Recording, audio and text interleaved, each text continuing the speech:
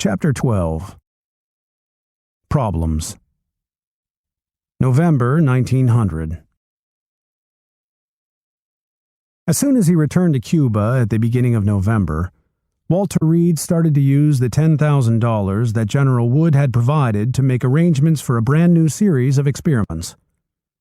The first job was setting up a new camp where the team could carry out the tests, and Reed knew exactly how he wanted it to be constructed. The new camp had to be built on a site that had absolutely no mosquitoes. It had to be located in a place that had never been inhabited by yellow fever patients. And it had to be set up in a lonesome, isolated area. An area that strangers, who might be carrying the yellow fever germ, weren't likely to visit. Of course, that list of requirements sounded picky, but each of those conditions was important. Each was designed to guarantee that there would be no accidental cases of yellow fever in the new station. To prove that mosquitoes carried yellow fever, Reed knew that he would have to show that each case of the disease in the new camp was deliberately caused by the team's own insect experiments and not by some chance infection or contamination. Dr. Agramonte had just returned from his vacation, and at Reed's request, the Spanish-speaking scientist took charge of searching for a campsite. After scouting the countryside around Camp Columbia, he found a bare, isolated 2-acre patch of land that the team could rent for $20 a month. It was a dry, wind-blown place where mosquitoes didn't live or breed. It had never been inhabited by yellow fever victims, and it seemed perfect. Reed drew up plans. Workers started to put up tents and buildings on the spot, and someone named the brand new station Camp Lazier in honor of the scientist's dead colleague. But that was only the beginning. While workers hammered nails at the new campsite, Reed focused his mind on the other problems, and one of the biggest was mosquitoes. Keeping the insects alive had always been difficult. Now it was harder than ever. The autumn months brought cooler weather. The lower temperatures killed mosquitoes. And while Reed was struggling to keep a few bugs alive for his experiments, a huge tropical storm hit the island of Cuba. Gale-force winds knocked over trees. Rain poured down. Temperatures plummeted into the low 60s.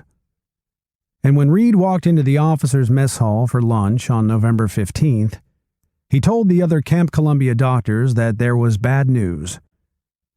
Most of the laboratory mosquitoes that Lazier had raised from Feenlai's eggs had died of the cold. Worst of all, there were very few dried mosquito eggs left.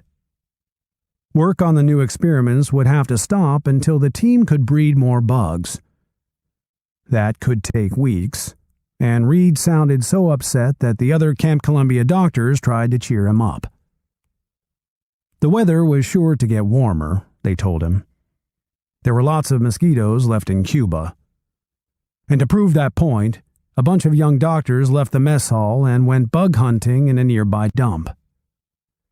There, among the piles of rusty old containers, they saw a flock of striped Aedes aegypti mosquitoes buzzing around a can. The can was full of water, and floating in that water were enough mosquito eggs and mosquito larvae, or immature mosquitoes, to keep the team supplied for months. That was one piece of good news. Then, around the middle of November, there was another. James Carroll returned from sick leave. He still wasn't 100% healthy, but he immediately pitched in by helping to raise, infect, and keep records of the mosquitoes that were going to be used in the new series of experiments. Things were going well, but the team still had to face one enormously important problem. Where were the scientists going to find volunteers who were willing to take part in the new experimental tests? To present a watertight case, the team had to show that the mosquito hypothesis was true, and that all the other old ideas about the cause of yellow fever were completely false. With the help of his colleagues, Reed had already proved that Bacillus icteroides didn't cause the illness. Now the team needed to deal with the last two remaining theories. First, they had to prove once and for all that infected mosquitoes did cause yellow fever. And second, they needed to show that being in contact with infected clothing and bedding was definitely not the cause of the disease. To do that, they needed two sets of human volunteers for a series of experiments. The first set would have to spend several weeks wearing and using clothing and sheets that had been stained by the sweat, vomit, urine, and feces of yellow fever patients. The second set would have to do what Carroll, Dean, and Lazier had done. They would have to be bitten by infected mosquitoes. But how many normal, healthy, sensible people would volunteer for such disgusting and dangerous experiments? Of course, Reed could order soldiers to take part in the tests without telling them about the dangers or asking their permission. In 1900, scientists sometimes did something that is now illegal in the United States and many other countries.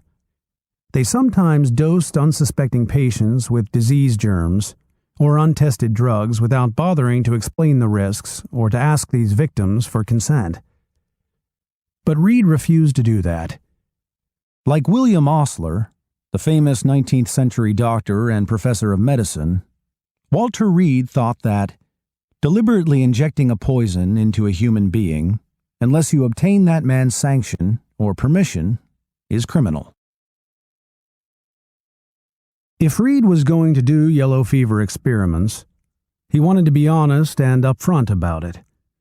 He wanted volunteers to know they were risking sickness and death by participating. What's more, he wanted to do something new, something that scientists hadn't done before. Because he felt his yellow fever insect experiments were extremely dangerous, Reed wanted each and every volunteer to sign a consent form indicating in writing that he or she was willing to undertake the experiment and truly understood the hazards. The question was, would Reed find anyone brave enough to sign up?